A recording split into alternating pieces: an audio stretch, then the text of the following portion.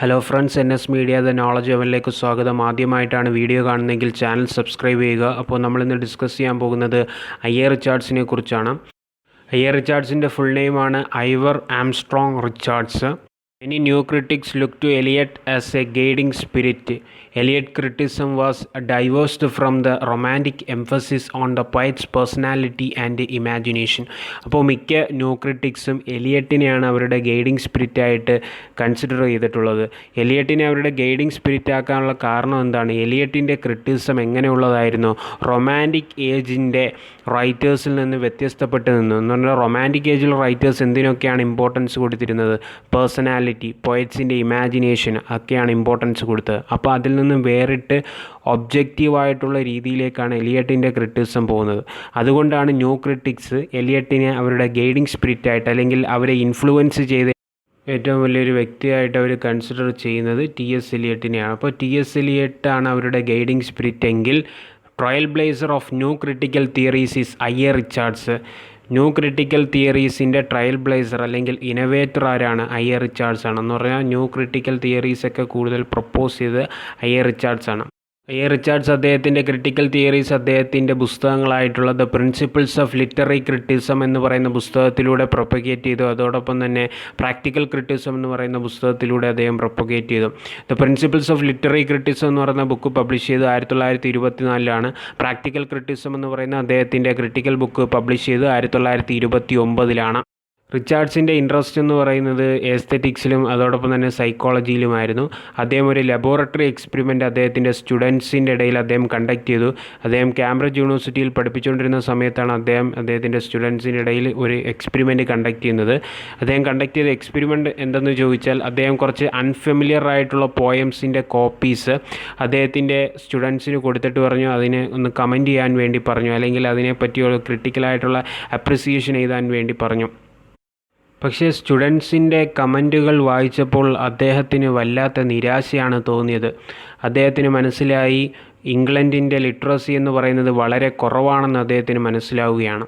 അപ്പോൾ നമുക്ക് വേണമെങ്കിൽ ഒരു ചോദ്യം ചോദിക്കാം, ഇങ്ങനെ ഒരു ലബോറട്ടറി എക്സ്പെരിമെൻറ്റിലൂടെ യഥാർത്ഥത്തിൽ നോർമൽ റീഡിംഗ് പ്രോസസ്സ് നമുക്ക് റിയലായിട്ട് ടെസ്റ്റ് ചെയ്യാൻ പറ്റുമോ എന്നുള്ളൊരു ചോദ്യം നമുക്ക് വേണമെങ്കിൽ ഉന്നയിക്കാം. കാരണം അതിനവിടെ ഒരു ഇമ്പോർട്ടൻസ് ഉണ്ട്. അതോടൊപ്പം തന്നെ കുട്ടികളുടെ ഇന്നഡിക്വൻസി നമുക്ക് ഇതിലൂടെ ഡൗട്ട് ചെയ്യാൻ പറ്റുന്നതാണ്. എന്ന് പറഞ്ഞാൽ അവർക്ക് അവരുടെ തോട്ട്സുകൾ എക്സ്പ്രസ് ചെയ്യാൻ കഴിയാതെ വരുന്ന അവസ്ഥയും നമുക്കിതിലൂടെ കാണാൻ പറ്റുന്നതാണ്. എന്തൊക്കെയായാലും ന്യൂ ക്രിട്ടിക്കൽ തിയറീസിൻ്റെ നോമായിട്ട് സെറ്റ് ചെയ്ത് ഇതാണെന്ന് പറഞ്ഞാൽ ബേസായിട്ട് വന്നത് എന്തായാലും ഈ ഒരു എക്സ്പെരിമെൻ്റ് തന്നെയാണെന്നാണ് പറയുന്നത്. ഐ.എ. റിച്ചാർഡ്സിനെ കുറിച്ച് പറയുകയാണെങ്കിൽ ന്യൂ ക്രിറ്റിസത്തിൻ്റെ ഫാദർ എന്നാണ് അദ്ദേഹത്തെ അറിയപ്പെടുന്നത്. ഐ.എ. റിച്ചാർഡ്സ് അറിയപ്പെടുന്ന പോയറ്റാണ്, ഡ്രാമറ്റിസ്റ്റാണ്, ഫിലോസഫറാണ്, സൈക്കോളജിസ്റ്റാണ്, സെമാൻറ്റിസ്റ്റാണ്. സെമാൻറ്റിക്സ് എന്ന് പറഞ്ഞാൽ എന്താണ്? സ്റ്റഡി ഓഫ് മീനിങ്സിനെ കുറിച്ച് പഠിക്കുന്നതിനെയാണ് നമ്മൾ സെമാൻറ്റിക്സ് എന്ന് പറയുന്നത്. അപ്പോൾ the objective of practical criticism was to encourage the students to concentrate on the words on the page rather than rely on preconceived or other beliefs about a text. അപ്പോൾ ഈ practical ക്രിറ്റിസത്തിൻ്റെ ലക്ഷ്യം എന്ന് പറയുന്നത് അദ്ദേഹത്തിൻ്റെ പുസ്തകമായിട്ടുള്ള critical ബുക്കായിട്ടുള്ള practical ക്രിറ്റിസിൻ്റെ ലക്ഷ്യമെന്ന് പറയുന്നത് സ്റ്റുഡൻസിനെ encourage ചെയ്യുക. എന്തിനകത്ത് encourage ചെയ്യുകയാണ്? നമ്മളിപ്പോൾ ഒരു പുസ്തകം വായിക്കുന്നെങ്കിൽ ആ പുസ്തകത്തിലെ വേർഡ്സിനകത്ത് മാത്രം കോൺസെൻട്രേറ്റ് ചെയ്യുക. അല്ലാതെ നമ്മുടെ മനസ്സിൽ വരുന്ന വിശ്വാസങ്ങളും നമ്മുടെ മനസ്സിൽ വരുന്ന ഐഡിയാസിലേക്കും നമ്മൾ പോകാതെ, അല്ലെങ്കിൽ മുൻവിധികളിലേക്കും മുൻധാരണകളിലേക്കും ഒന്നും പോകാതെ പുസ്തകത്തിലെ വേർഡ്സിലേക്ക് മാത്രം കോൺസെൻട്രേറ്റ് ചെയ്യുക എന്നാണ് പറയുന്നത് ഐ.എ. റിച്ചാർഡ്സ്. അതോടൊപ്പം തന്നെ Richards concludes that the critical reading of poetry is A difficult thing. എന്ന് പറഞ്ഞാൽ പൊയട്രി നമ്മൾ ക്രിട്ടിക്കൽ റീഡിംഗ് നടത്തുക അല്ലെങ്കിൽ അതിൻ്റെ ഒരു ക്രിട്ടിക്കൽ അപ്രിസിയേഷൻ നടത്തുക എന്ന് പറയുന്നത് വളരെ ബുദ്ധിമുട്ടുള്ള കാര്യമാണെന്നാണ് പറയുന്നത്. Art or poetry is valuable because it combine our activities, resolve our mental conflict and tensions and lead us to a liberated state. അപ്പോൾ ആർട്ട് അല്ലെങ്കിൽ പോയട്രി, കല അല്ലെങ്കിൽ കവിത എന്ന് പറയുന്നത് വളരെ മൂല്യമുള്ളതാണ്. കാരണം അതിനകത്ത് ഒരുപാട് ആക്ടിവിറ്റീസ് കൂടിച്ചേർന്ന് വരുന്നുണ്ട്.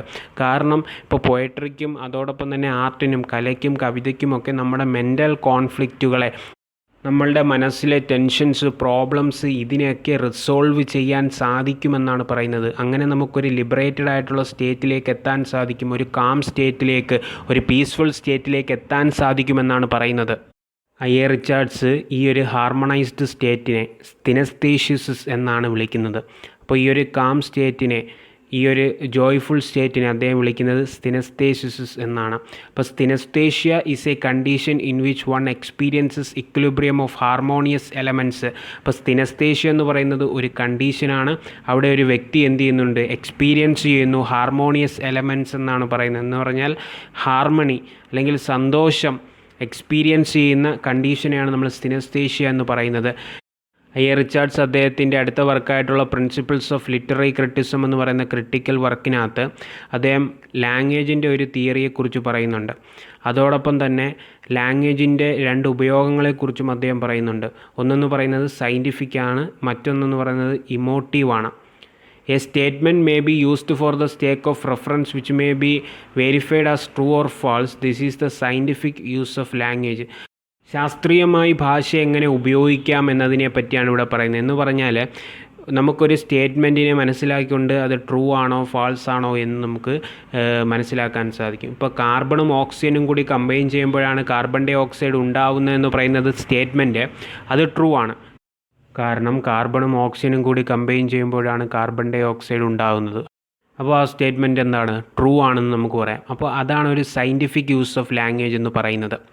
അപ്പോൾ സയൻറ്റിഫിക് സ്റ്റേറ്റ്മെൻറ്റുകൾ നമുക്ക് ട്രൂ ആണോ ഫാൾസ് അല്ലയോ എന്ന് മനസ്സിലാക്കാൻ സാധിക്കുന്നു. ഇനി അടുത്തതാണ് ഇമോട്ടീവ് യൂസ് അല്ലെങ്കിൽ പൊയറ്റിക് യൂസ് ഓഫ് ലാംഗ്വേജ് എന്ന് പറയുന്നത്. ഇതെന്ന് പറയുന്നത് എന്താണ്, നമ്മുടെ ഇമോട്ടീവാണ് അല്ലെങ്കിൽ പൊയറ്റിക് യൂസ് ഓഫ് ലാംഗ്വേജ് ആണ്. എന്ന് പറഞ്ഞാൽ കാവ്യപരമായ ഭാഷ ഉപയോഗം എന്ന് പറഞ്ഞാൽ നമ്മൾ കവിതകളിലൊക്കെ ഉപയോഗിക്കുന്നത് പൊയറ്റിക് യൂസ് ഓഫ് ലാംഗ്വേജ് ആണ്, അല്ലെങ്കിൽ ഇമോട്ടീവ് യൂസ് ഓഫ് ലാംഗ്വേജ് ആണ് എന്ന് വേണമെങ്കിൽ പറയാം. ഇപ്പോൾ ഒരു എക്സാമ്പിൾ പറയുകയാണെങ്കിൽ, ഇപ്പോൾ ദ വേർഡ് ഫയർ, തീ എന്ന് പറയുന്ന വാക്ക്, ഫയർ എന്ന് പറയുന്ന വാക്ക്, അതിന് സയൻറ്റിഫിക് റെഫറൻസിൽ ഒരൊറ്റ ഡെഫിനിറ്റ് മീനിങ്ങേ ഉള്ളൂ, ഇല്ലേ? ഫയർ എന്ന് പറയുന്നതിന് സയൻറ്റിഫിക് നോളജിൽ ഒരൊറ്റ മീനിങ്ങേ ഉള്ളൂ, അല്ലെങ്കിൽ സയൻറ്റിഫിക് ലാംഗ്വേജിൽ ഒരൊറ്റ മീനിങ്ങേ ഉള്ളൂ. പക്ഷേ പൊയട്രിയിൽ നമുക്ക് പല രീതിയിൽ ഉപയോഗിക്കാം. ഇപ്പോൾ ഒരു ഫ്രേസ് നോക്കുക, ഹേർട്ട് ഓൺ ഫയർ എന്ന് പറയുന്ന ഫ്രേസ് നോക്കുക. അപ്പോൾ അതിനകത്ത് നമുക്കൊരു ഇമോഷൻ കാണാൻ പറ്റുന്നുണ്ട്. ഇപ്പോൾ ഹൃദയത്തിൽ തീ പിടിച്ചു എന്ന് പറഞ്ഞാൽ അതുകൊണ്ട് എന്താണ് അർത്ഥം ഉണ്ടാകുന്നത്? യഥാർത്ഥത്തിൽ നമ്മുടെ ഫിസിക്കലായിട്ടുള്ള ഹേർട്ടിൽ തീ പിടിച്ചു എന്നാണോ? അല്ല. ഇപ്പോൾ നമ്മുടെ ശരീരത്തിൽ തീ പിടിക്കുക, അതൊരു ഫിസിക്കലായിട്ടുള്ള അപ്രോച്ചാണ്. ഹൃദയത്തിൽ തീ പിടിക്കുക എന്ന് പറഞ്ഞാൽ എന്താണ്, നമ്മുടെ ടെൻഷൻ അല്ലെങ്കിൽ നമ്മുടെ പ്രോബ്ലംസ്, അങ്ങനെ ഉള്ള മീനിങ് ആണ് വരുന്നത്. അപ്പോൾ അതാണ് പൊയറ്റിക് യൂസ് എന്ന് പറയുന്നത്. പക്ഷേ സയൻറ്റിഫിക് റെഫറൻസ് ആകുമ്പോൾ ഫയർ എന്ന് പറഞ്ഞാൽ ഒരു ഡെഫിനിറ്റ് ആയിട്ടുള്ളൊരു മീനിങ് ഉള്ളൂ. ഫയർ ഉപയോഗിച്ചുകൊണ്ട് നമുക്ക് എന്ത് ചെയ്യാം, കത്തിക്കാം എന്നുള്ള ഒരു സയൻറ്റിഫിക് ആയിട്ടുള്ള ഒരു രീതി മാത്രമേ വരുന്നുള്ളൂ. പക്ഷേ പൊയറ്റിക് യൂസ് ആകുമ്പോഴാണ് അവിടെ മറ്റ് ഇമോഷൻസും കാര്യങ്ങളും ഒക്കെ വരുന്നതെന്നാണ് പറയുന്നത്. അപ്പോൾ science make statements, poetry make pseudo statements that cannot be empirically tested and proved true or false. എന്ന് പറഞ്ഞാൽ സയൻസിനകത്ത് സ്റ്റേറ്റ്മെൻറ്റുകളുണ്ട്, അത് നമുക്ക് ട്രൂ ആണോ ഫാൾസ് ആണോ എന്ന് മനസ്സിലാക്കാം. അപ്പോൾ കാർബണും ഓക്സിജനും തമ്മിൽ കമ്പൈൻ ചെയ്യുമ്പോൾ കാർബൺ ഡൈ ഓക്സൈഡ് ഉണ്ടാകുന്നു, ട്രൂ സ്റ്റേറ്റ്മെൻ്റ് ആണ്. പക്ഷേ പൊയട്രിയിൽ നമുക്ക് സ്യൂഡോ സ്റ്റേറ്റ്മെൻറ്റുകളെ ഉണ്ടാക്കാൻ പറ്റൂ.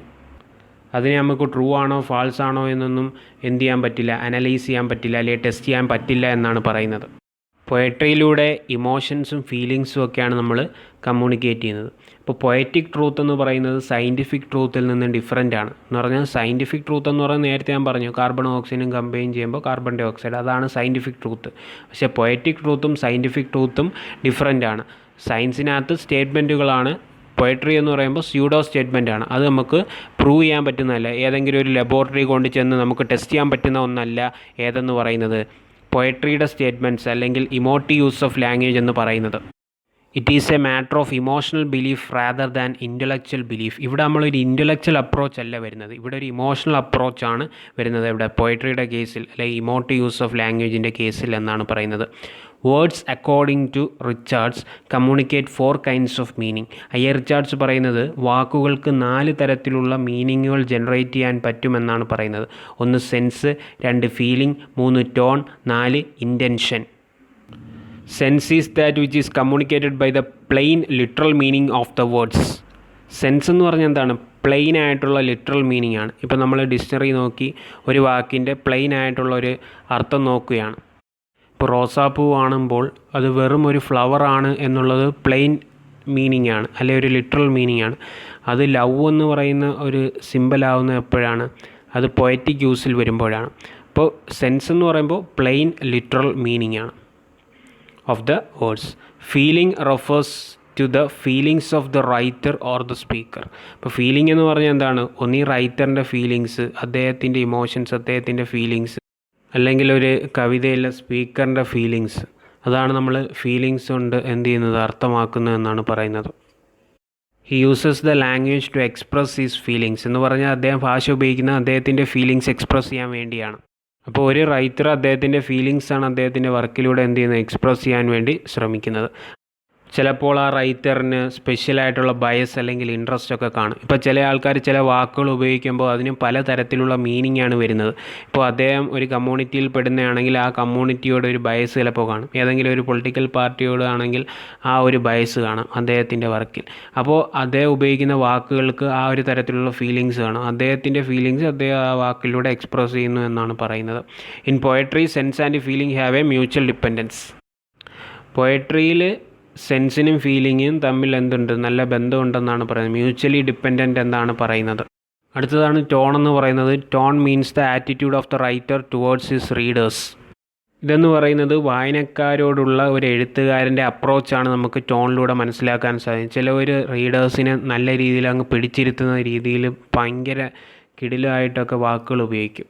അപ്പോൾ അതിലൂടെ കാണുന്നത് അവരുടെ ഒരു ആറ്റിറ്റ്യൂഡാണ് നമുക്ക് കാണാൻ സാധിക്കുന്നത്. വായനക്കാരോടുള്ള അവരുടെ അപ്രോച്ചാണ് നമുക്കതിലൂടെ മനസ്സിലാവുന്നത്. Intention refers to the effect one tries to produce എന്ന് പറഞ്ഞാൽ, ഇൻറ്റൻഷൻ എന്ന് പറഞ്ഞാൽ ഒരു ഉദ്ദേശം എന്ന് വേണമെങ്കിൽ നമുക്ക് പറയാം മലയാളത്തിൽ. എന്ന് പറഞ്ഞാൽ ഒരാൾ പ്രൊഡ്യൂസ് ചെയ്യാൻ പോകുന്ന വർക്ക് എത്രത്തോളം ഒരു വ്യക്തിയെ എഫക്റ്റ് ചെയ്യുന്നു എന്നതിനെക്കുറിച്ചാണ് നമ്മൾ ഇൻറ്റൻഷനിലൂടെ പറയാൻ ഉദ്ദേശിച്ചത്. It control the emphasis and shapes the arrangement, it controls the plot എന്ന് പറഞ്ഞാൽ ഈ ഇൻറ്റൻഷനിലൂടെ ഇപ്പോൾ ചില വർക്കുകളുടെ ഇൻറ്റൻഷൻ നമുക്ക് ആ വർക്ക് വായിക്കുമ്പോൾ മനസ്സിലാവും. എന്ന് പറഞ്ഞാൽ ചില സമൂഹത്തിൽ പിന്നാക്കം നിൽക്കുന്ന ആൾക്കാരെ മുന്നോട്ട് കൊണ്ടുവരാനുള്ള ഒരു ഇൻറ്റൻഷനോട് കൂടി എഴുതുന്ന വർക്കുകളുണ്ട്. അതോടൊപ്പം തന്നെ സമൂഹത്തിലെ തെറ്റുകൾക്കെതിരെ പ്രതികരിക്കുന്ന ഒരു രീതിയിൽ ആ ഒരു ഉദ്ദേശത്തോടു കൂടി എഴുതുന്ന ആൾക്കാരുണ്ട്. അങ്ങനെ പല ഇൻറ്റൻഷനോട് കൂടി എഴുതുന്ന റൈറ്റേഴ്സാണ് നമ്മുടെ സമൂഹത്തിലുള്ളത്. അപ്പോൾ അവരുടെ എംഫസിസ്, എന്തിനൊക്കെ ഇമ്പോർട്ടൻസ് കൊടുക്കണം, അതോടൊപ്പം തന്നെ ഇതെങ്ങനെ അറേഞ്ച് ചെയ്യണം, ഏത് ബേസിസിൽ അറേഞ്ച് ചെയ്യണം എന്നൊക്കെ അവർ തീരുമാനിക്കുന്നത് ഇതിൻ്റെ ബേസിലാണെന്നാണ് പറയുന്നത്. അപ്പോൾ ഇൻറ്റൻഷൻ എന്ന് പറയുന്നതാണ് ഫോർത്ത് കൈൻഡ് ഓഫ് മീനിങ് ആയിട്ട് നമ്മൾ അയ്യർ റിച്ചാർഡ്സ് ക്ലാസിഫൈ ചെയ്യുന്നത്. അപ്പോൾ വേർഡ്സിനെ 4 ആയിട്ട് നമുക്ക് 4 കൈൻഡ്സ് ഓഫ് മീനിങ് ആയിട്ട് നമുക്ക് ഡിവൈഡ് ചെയ്യാം. ഒന്ന് sense, feeling, tone and intention. അപ്പോൾ വീഡിയോ ഇഷ്ടമായെങ്കിൽ ലൈക്ക് ചെയ്യുക, ഷെയർ ചെയ്യുക, സബ്സ്ക്രൈബ് ചെയ്യുക. കൂടുതൽ ഇൻഫർമേറ്റീവ് ആയിട്ടുള്ള വീഡിയോസുമായിട്ട് കാണാം. അപ്പോൾ